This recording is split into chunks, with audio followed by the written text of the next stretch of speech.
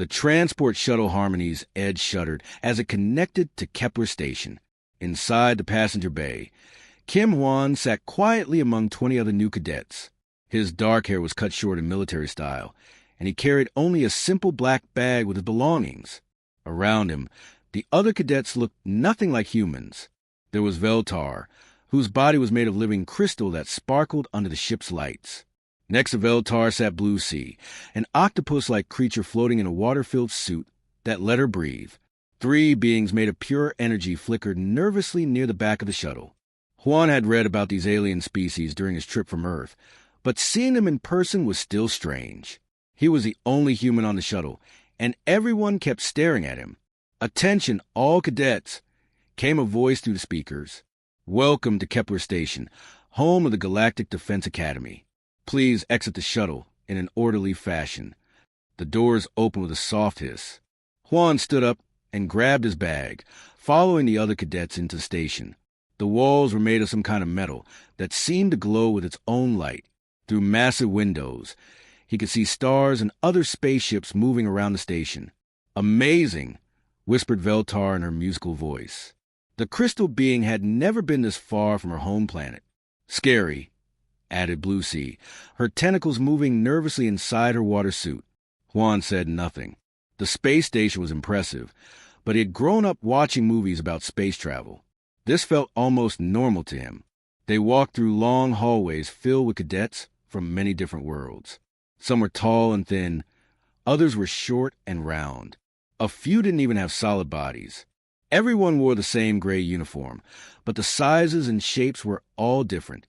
Finally, they reached a large room with rows of seats. At the front of the room stood the biggest creature Hwan had ever seen. It looked like a giant praying mantis, standing almost 3 meters tall. Its 4 arms moved as it sorted through files on a desk. Large compound eyes scanned the room as the cadets took their seats. "I am Drill Sergeant Kexval," the creature said. His voice was deep and came through a small device attached to his throat that translated his words into different languages. "I have been training cadets for 30 years. I have seen thousands of beings from hundreds of worlds attempt our programs." Kexval's eyes stopped on Hwan for a moment before continuing. "Most of you come from safe worlds. Worlds with gentle weather, friendly animals, and few dangers. You've lived easy lives." The sergeant picked up a file from his desk. "But we have one cadet here today who comes from what we call a death world, a planet so dangerous that most species would die within hours of landing there." All eyes turned to Hwan. He felt uncomfortable with the attention, but kept his face calm.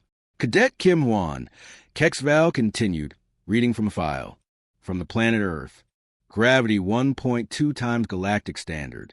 Weather that changes from burning hot to freezing cold. Earthquakes, storms, floods, and volcanoes. Predator animals that hunt in packs. Diseases that kill millions." Some of the other cadets moved away from Hwan slightly. Veltar's crystal body dimmed with fear. Blue Sea's tentacles curled up tight. "How do you survive on such a world?" asked a small, furry creature named Piplon. Hwan thought about the question. "We adapt, I guess. We build shelters for bad weather. We learn to run from dangerous animals or fight them if we have to. We take medicine for diseases. Most of the time, it's not that bad." The other cadets looked at him like he was insane. What he described as not that bad sounded like a nightmare to them. Sergeant Kexval made a note in Hwan's file. He had only worked with one other human before, and that cadet had surprised everyone with abilities no one expected. But humans were still new to the galactic community, and no one really understood what they could do. "Tomorrow," Kexval announced to the room, "you will all begin the Survival and Combat Readiness course. This is a 7A program designed to test your limits. It will push you harder than anything you have ever experienced. Many of you will not finish." The sergeant's compound eyes focused on each cadet as he spoke. "The course has 7 sections: environmental survival, physical endurance, combat training, problem-solving, teamwork, leadership, and final examination. Each section is designed to take 1 full day." He walked over to a large screen on the wall and turned it on. Images appeared showing different training areas. There were rooms with strange atmospheres, gravity chambers, obstacle courses, and combat simulators. The course has a 40% success rate, Kexval continued. That means 6 out of every 10 cadets who start will fail and be sent home. Some cadets gasped. Others looked worried. Juan just nodded. A 40% success rate seemed reasonable for military training. Questions? Asked the sergeant. No one raised their hand. Good. Report to Barracks Level 5 at 0800 tomorrow. Dismissed. As the cadets filed out of the room, Juan could hear them whispering about the course and about him. He didn't mind. He had dealt with much worse than whispers during his training on Earth. What he didn't know was that the course ahead had been designed for a species much weaker than humans. What Sergeant Kexval didn't know was that he was about to witness something that would change military training forever. The alarm buzzed at exactly 0600 station time. In the barracks, 24 cadets slowly woke up and began getting ready for their first day of training. Most moved carefully, knowing they needed to save energy for the week ahead. Juan was already awake. He had been up for 30 minutes, doing push-ups and stretches on the floor next to his bed. On Earth, he always exercised before breakfast. The other cadets watched him with confusion. "Why are you making yourself tired before training?" asked Veltar, her crystal body still dim from sleep. "It helps me wake up," Juan replied, finishing his last set of sit-ups. "Gets the blood moving." The cadets gathered in the equipment room, where Sergeant Kexval waited with several other instructors. The walls were lined with survival gear, breathing masks, and protective suits in many different sizes and shapes. "Listen carefully," Kexval announced. "Today you begin the 7-day survival and combat readiness course. Each day focuses on one major challenge. Today is environmental survival." He gestured toward a large door marked with warning symbols. Behind that door are 7 different environmental zones. Toxic air, extreme temperatures, low oxygen, high radiation, and others. Most cadets spend the entire day moving through these zones slowly and carefully. The sergeant's compound eyes scanned the group. "Remember, this is not a race.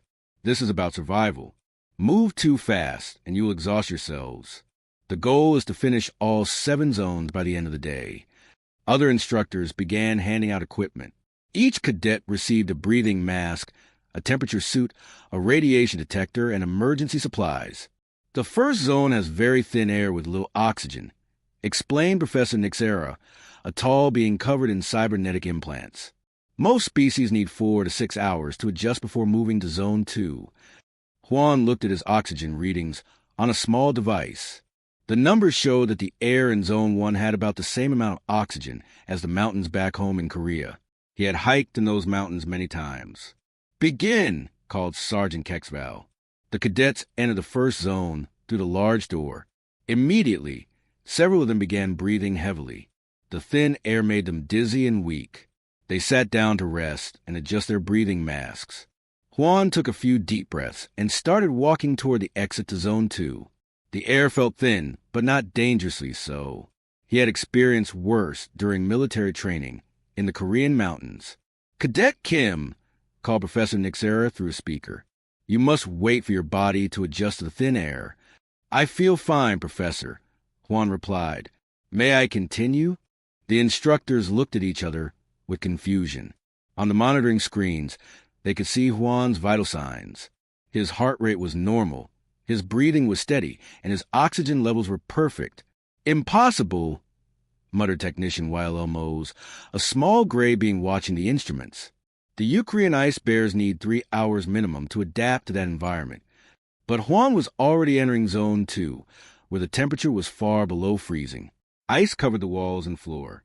Most cadets would spend several hours here, slowly moving to avoid hypothermia. Juan looked around the frozen zone and began jogging. The cold reminded him of winter training exercises in northern Korea, where soldiers learned to survive in sub-zero temperatures. He had spent weeks camping in weather colder than this. The monitoring station erupted in alarm sounds. "Temperature malfunction in Zone 2, called out YLL Mose. "Negative," replied Senior Analyst Zorin. "Temperature is correct. -40 degrees Celsius. Then why is the human jogging?" On the screens, they watched Juan move through the frozen zone at steady pace. He wasn't shivering. He wasn't slowing down.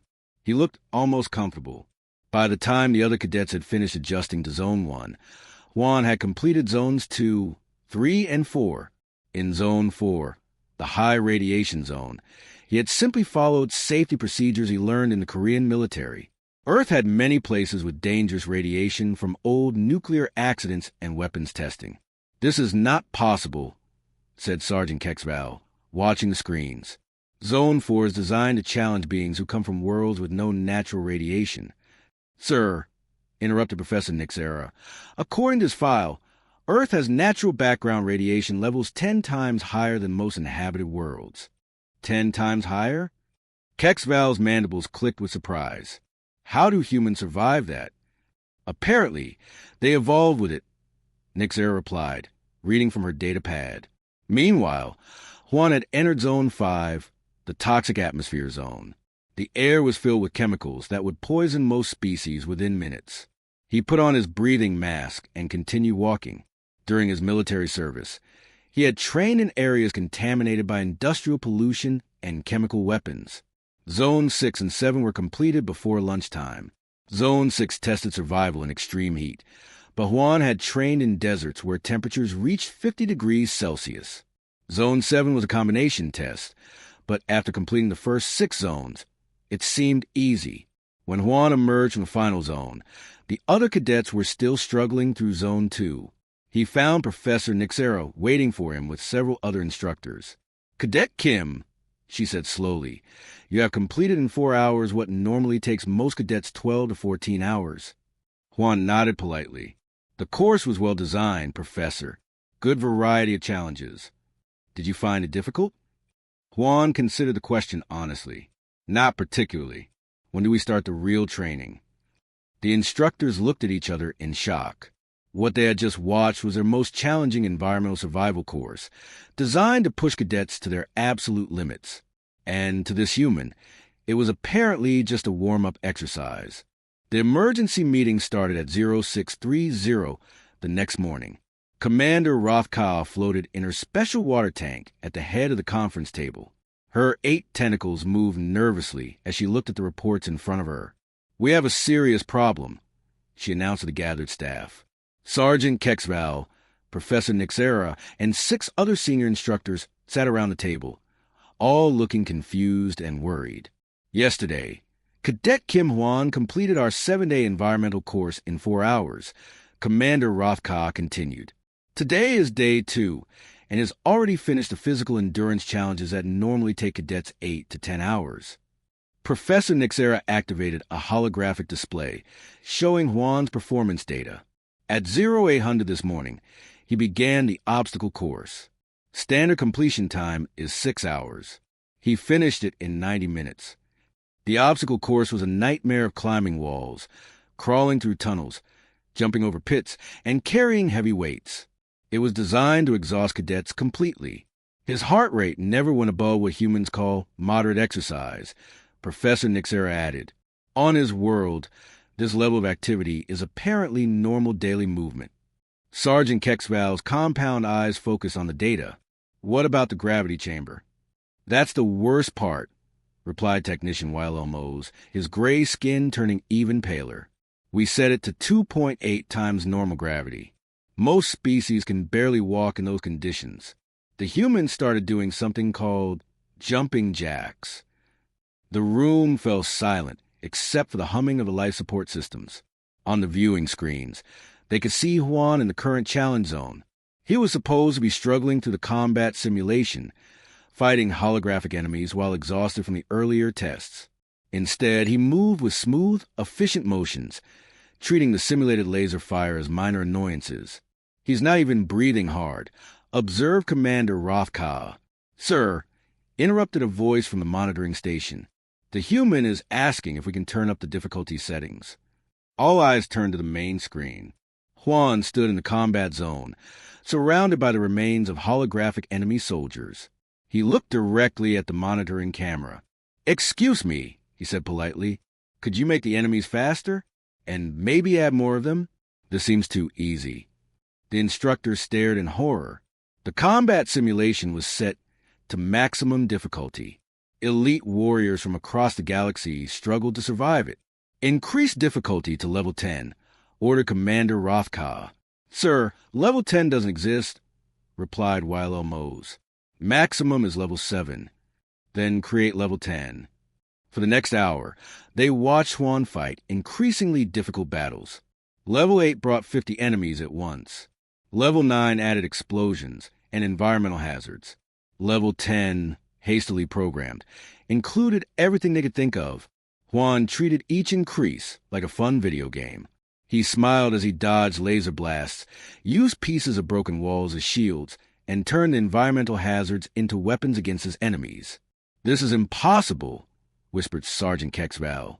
"What kind of world creates beings like this?" Professor Nixera pulled up Earth's planetary data on her screen. According to galactic surveys, Earth is classified as a Class 12 death world. Extreme weather, high gravity, dangerous predators, natural disasters, toxic plants, deadly diseases, and violent geological activity. She scrolled through more data. The dominant species, humans, evolved by competing with creatures called tigers, bears, sharks, and something called a honey badger that apparently fears nothing. Honey badger? Asked Commander Rothka. A small animal that regularly attacks creatures 50 times its size and wins, Professor Nixera read. Humans consider it cute. The meeting room grew quiet as they absorbed this information. There's more, Professor Nixera continued. Humans participate in activities they call sports for entertainment. These include fighting each other barehanded, jumping off cliffs with fabric wings, and riding down mountains on narrow boards at high speed. For fun, asked Sergeant Kexval. For fun. On the screen, Juan had finished level 10 and was politely asking if there were any more challenges available. The combat simulation had run out of programs. "What do we do?" asked one of the younger instructors. "Our entire training system is designed around the physical limits of normal species. This human makes our most difficult challenges look like children's games." Commander Rothka's tentacles twisted as she thought. How many humans are joining the academy this year? 12 more scheduled to arrive next month, replied Professor Nixera. 12.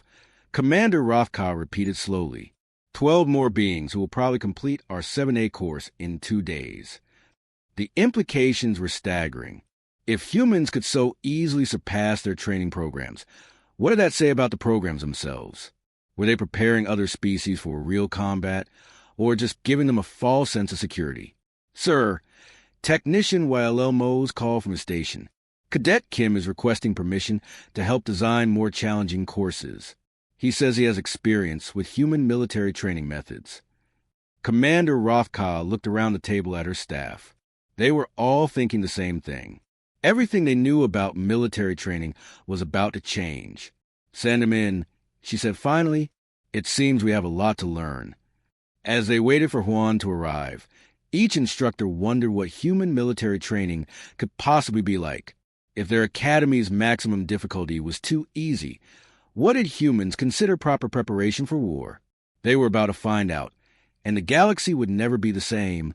Juan stood at attention in Commander Rothka's office, his hands clasped behind his back. Through the large window, he could see the other cadets still working through their 3rd day of training. Some were barely halfway through the course that he had completed in less than 2 days. Commander Rothka floated in her water tank, her 8 tentacles moving slowly as she studied Juan's file on her desk. The silence stretched for several minutes before she finally spoke. "Cadet Kim," she began, her voice carrying through the water and into the room speakers.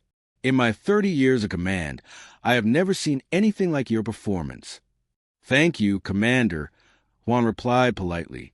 "That was not meant as praise," she said sharply. "It was an observation of something that should be impossible." She activated a holographic display, showing his test results. Numbers and charts filled the air between them. "In 4 days, you have completed what takes our best graduates 7 days. According to our medical sensors, you never exceeded 60% of your maximum physical capacity." Juan looked at the data with interest. The course was well designed, Commander. Good progression of difficulty. Good progression? Commander Rothka's tentacles curled with agitation. You found our training challenging? Not particularly, no. Juan answered honestly. When does the advanced training begin? The commander's tentacles stopped moving completely. In the silence that followed, she felt something she had not experienced in decades of military service. Fear. Not fear of an enemy or a dangerous situation, but fear of the implications of what she was hearing. Cadet Kim, she said slowly, what you just completed is our advanced training. This course has broken seasoned warriors from dozens of worlds. Elite soldiers who have fought in 3 galactic wars could not complete what you finished in 4 days. Juan's expression shifted slightly, showing the first sign of surprise she had seen from him. Commander, with respect, what kind of enemies is a galactic defense force preparing to fight? The question hit her like a physical blow. She realized that from Juan's perspective, their training was so easy that it could not possibly prepare anyone for real combat. If beings from his world could complete their most difficult programs without effort, what did that say about their military readiness? Tell me about Earth's military training, she said quietly. Juan thought for a moment. Basic training lasts several months. Recruits exercise for hours each day in all weather conditions. They carry heavy packs for long distances, climb obstacles, crawl through mud, and fight hand-to-hand combat. Sleep is limited to a few hours per night. Food is restricted. Instructors use psychological pressure to break down weak mental attitudes. Commander Rothka's water grew cloudy with stress chemicals. How long does this basic training last? 3 to 6 months, depending on the service branch, Juan replied. After that comes specialized training for different military jobs. That can take another year or more. And the failure rate? About 20 to 30% for basic training. Higher for specialized programs like Special Forces. Commander Rothka did quick calculations in her head. Earth's basic military training was longer and more difficult than the Galactic Defense Academy's most advanced programs. And it was just the beginning for human soldiers. What about Special Forces training? She asked, though she was not sure she wanted to know the answer. Special Forces training is much harder, Juan said simply. Candidates train for years. They learn to survive in any environment, fight against superior numbers, and complete missions with minimal support. The failure rate is usually over 70%. 70%, she repeated weakly. Yes, Commander. Only the strongest and smartest candidates become Special Forces soldiers. Commander Rothka's mind raced as she processed this information. Earth's rejected Special Forces candidates would probably be among the best graduates from her academy. Their failures were stronger than her successes. Cadet Kim, she said carefully, what is your military background? I completed 2 years of mandatory military service in the Korean Army, Juan replied. Standard infantry training, nothing special. Nothing special. He considered 2 years of training that would probably kill most galactic species to be nothing special. Did you volunteer for any advanced programs? I applied for Special Forces selection but was not accepted, Juan said with slight embarrassment.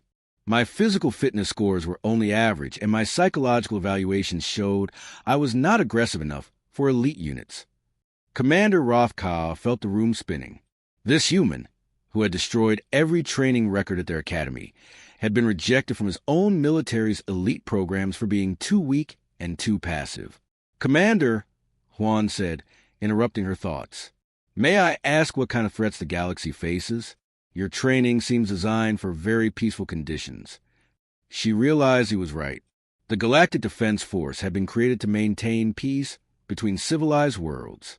Their enemies were pirates, smugglers, and occasional territorial disputes. They had never faced anything that required the kind of brutal preparation that humans considered normal. Cadet Kim, she said finally, I need to ask you a favor. Would you be willing to help us redesign our training programs? Of course, Commander. How can I help? I want you to show us what real military training looks like. Not the gentle version we've been using, but something that would actually prepare soldiers for serious combat. Juan nodded. I can do that, Commander. But I should warn you, proper military training is not easy. Many of your cadets might not be able to handle it. Then we'll find out who is what it takes to be real soldiers, Commander Rothkar replied. As Juan left her office, Commander Rothkar realized that everything was about to change.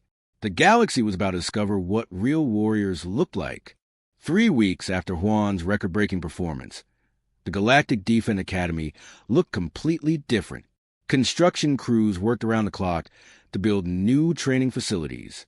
The old gravity chambers that maxed out at 3G were being replaced with chambers that could reach 5G. New atmospheric systems were installed to create truly hostile environments.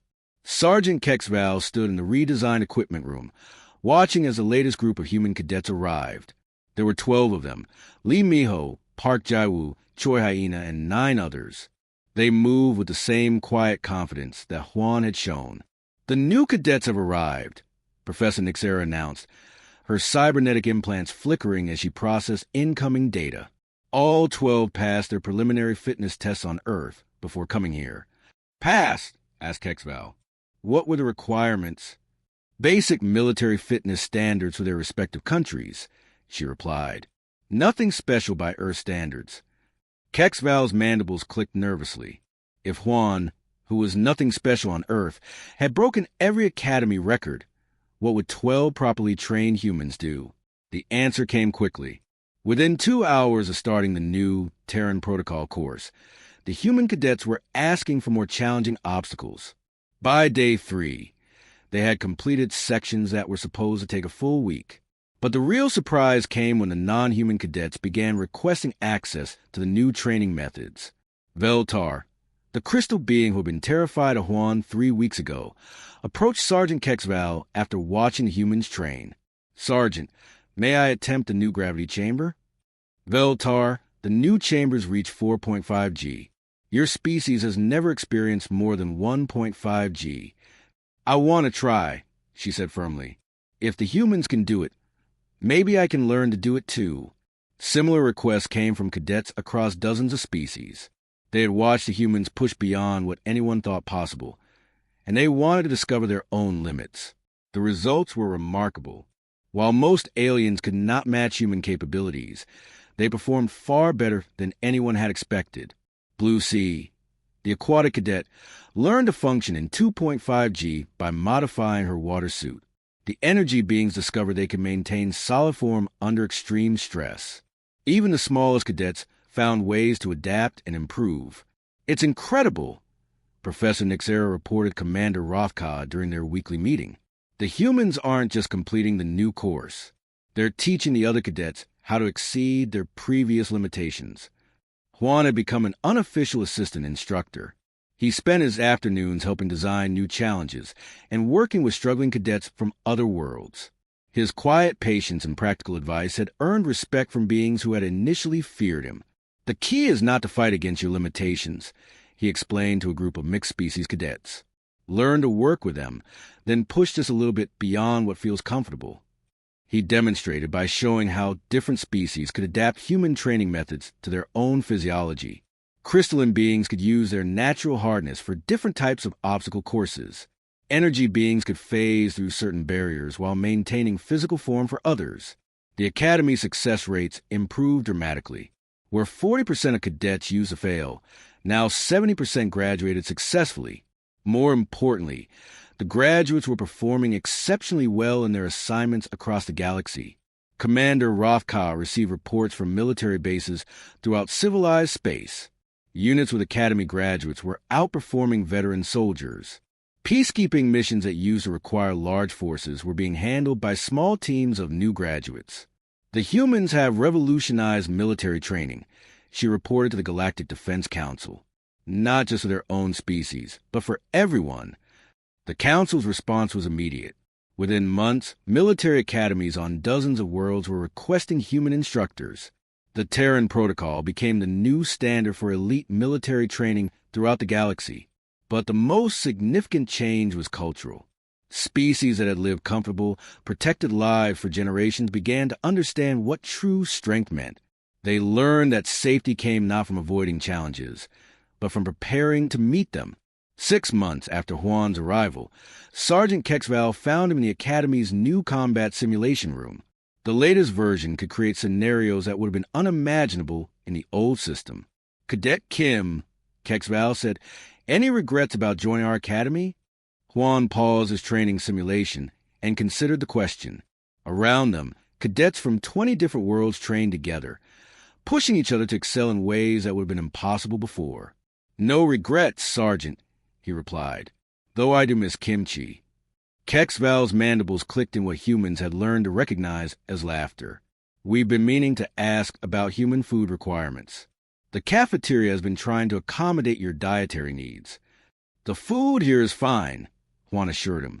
"Very nutritious and well-prepared." As they talked, new reports arrived from across the galaxy. Pirate attacks had dropped significantly as criminals discovered that galactic defense forces were no longer the easy targets they used to be. Territorial disputes were being resolved more quickly as diplomats backed by genuinely capable military forces carried more weight in negotiations. The galaxy was becoming a safer place, not through superior firepower, but through superior preparation. The humans had taught everyone that true peace came from being ready for war, and it had all started with one cadet who had politely asked when the real training would begin. Years later, military historians would mark Juan's arrival at Kepler Station as a turning point when the galaxy learned the difference between surviving and thriving. The humans had given him something more valuable than weapons or technology. They had given him the knowledge that any challenge could be overcome with enough preparation, determination, and a willingness to push beyond what seemed possible.